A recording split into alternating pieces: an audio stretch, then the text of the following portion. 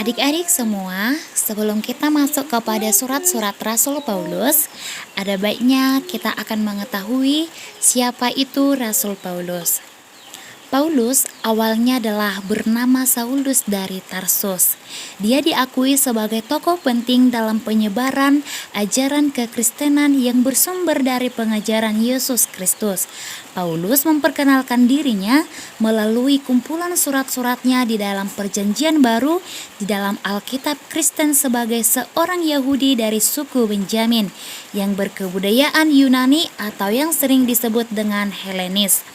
Ia lahir di kota Tarsus di tanah Kilkia dan dibesarkan di Yerusalem dan dididik di bawah pimpinan Gamaliel.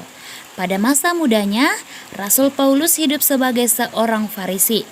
Pada masa mulanya juga ia adalah seorang penganiaya orang murid-murid Yesus.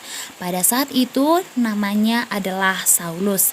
Dan sesudah pengalamannya berjumpa dengan Yesus di jalan menuju kota Damaskus, ia berubah menjadi seorang pengikut Paulus. Dalam suratnya kepada jemaat di Roma, bermula dari perjalanannya di Yerusalem dari Saulus menjadi di mana di sana Rasul Paulus ditangkap dan dipenjarakan.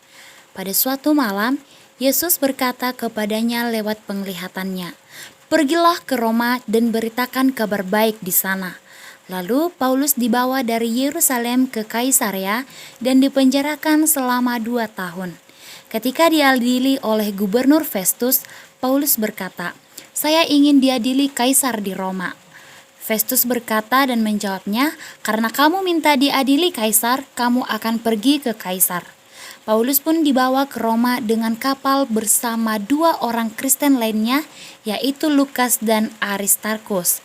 Di dalam perjalanannya, kapal mereka dihantam oleh badai besar selama berhari-hari.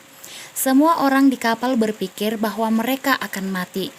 Tapi Paulus berkata kepada mereka, "Malaikat bilang ini kepada saya lewat mimpi. Paulus, jangan takut. Kamu akan sampai di Roma dan semua orang di kapal ini akan selamat. Jadi jangan takut, kita tidak akan mati." Badai itu berlangsung selama 14 hari lamanya. Akhirnya mereka melihat daratan dan itu adalah Pulau Malta. Kapal itu kandas dan hancur. Tapi yang selamat dalam kapal itu berjumlah 276 penumpang. Ada yang berenang dan ada yang berpegangan pada potongan kapal sampai ke darat. Orang Malta mengurus mereka dan membuat api supaya badan mereka terasa hangat. 3 bulan kemudian, para prajurit membawa Paulus ke Roma dengan kapal lain.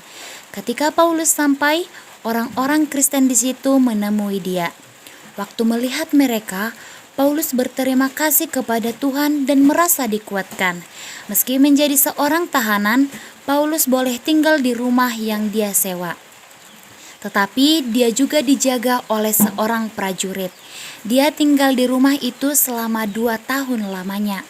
Orang-orang datang menemui dia dan dia memberitakan kerajaan Allah dan mengajar tentang Yesus Kristus kepada mereka.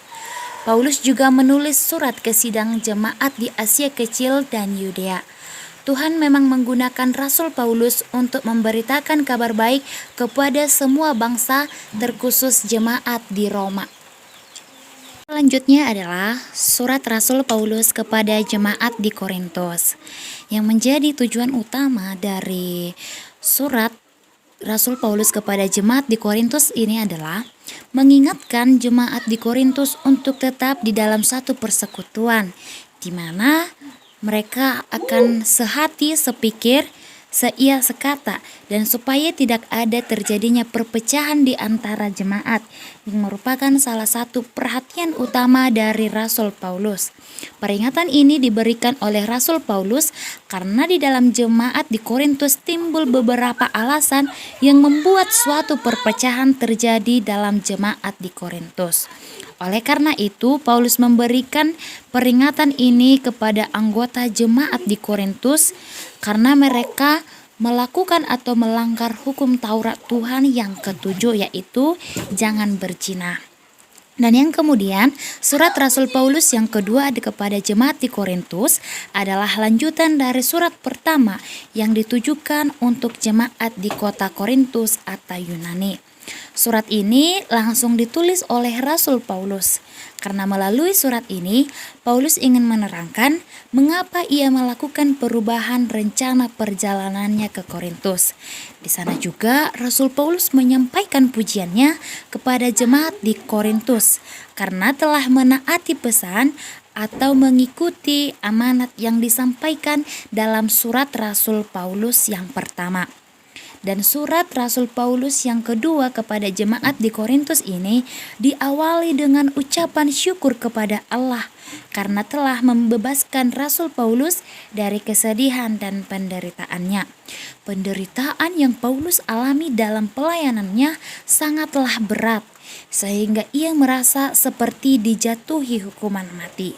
Oleh karena itu, Paulus memuji Allah karena penghiburan yang diberikan olehnya di tengah penderitaan yang dialami oleh Rasul Paulus. Yang selanjutnya adalah surat Galatia. Surat Galatia ditulis untuk menolong orang-orang yang telah disesatkan oleh ajaran-ajaran palsu. Dengan kata lain, supaya jemaat-jemaat di Galatia kembali taat kepada ajaran yang benar. Di sini, Rasul Paulus memulai suratnya dengan berkata bahwa ia adalah rasul daripada Yesus Kristus. Paulus dengan tegas mengatakan bahwa dia dipanggil oleh Tuhan untuk menjadi rasul dan bukan dari manusia. Dia juga mengatakan bahwa tugasnya ditujukan terutama untuk orang-orang yang bukan Yahudi.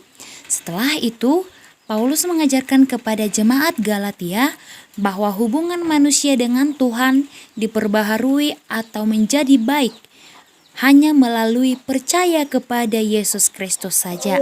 Di dalam pasal-pasal terakhir dari kitab Galatia, Paulus menjelaskan bahwa cinta kasih yang timbul pada diri orang Kristen itu disebabkan karena iman percayanya kepada Yesus Kristus.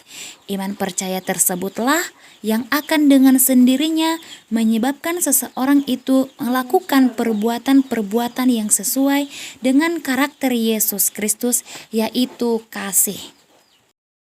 Adik-adik, surat yang selanjutnya adalah surat Rasul Paulus kepada jemaat di Efesus, di mana surat ini ditulis oleh Paulus ketika dia sedang berada di dalam penjara. Ketika Paulus menuliskan surat kepada jemaat di Efesus, dia memiliki tujuan yang menjadi motivasinya untuk menulis surat tersebut. Tujuan Paulus menulis surat kepada jemaat di Efesus dikarenakan oleh keadaan masyarakat Efesus pada saat itu. Keadaan masyarakat Efesus pada saat itu adalah masih melakukan penyembahan terhadap dewa Yunani. Dewa yang mereka sembah pada saat itu adalah disebut dengan Dewi Artemis.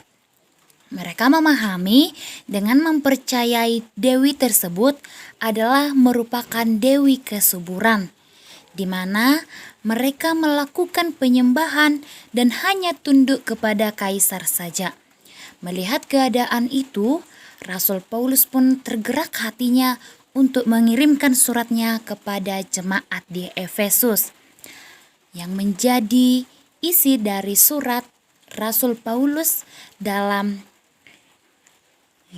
suratnya di Efesus yaitu berisikan nasihat, perintah, dan juga himbauan untuk hidup di dalam Kristus. Di dalam surat ini, Rasul Paulus menuliskan atau menekankan rencana Tuhan agar seluruh alam, baik yang di surga maupun yang di bumi, menjadi satu dengan Kristus sebagai kepala. Dan surat ini juga merupakan seruan kepada umat Tuhan supaya mereka menghayati makna rencana agung dari Tuhan itu untuk mempersatukan seluruh umat manusia melalui Yesus Kristus. Surat yang berikutnya adalah surat Paulus kepada jemaat di Filipi. Surat Paulus kepada jemaat di Filipi adalah salah satu kitab dalam Alkitab Kristen bagian Perjanjian Baru yang merupakan surat kiriman Rasul Paulus untuk jemaat Kristen yang ada di kota Filipi. Surat ini dituliskan untuk memberikan nasihat kepada jemaat di kota Filipi, karena di kota itu terjadi suatu perpecahan, sehingga Paulus menuliskan surat ini dan mengutus seorang anak rohaninya untuk mengantar surat tersebut, sebab Paulus sendiri saat itu sedang berada di dalam penjara.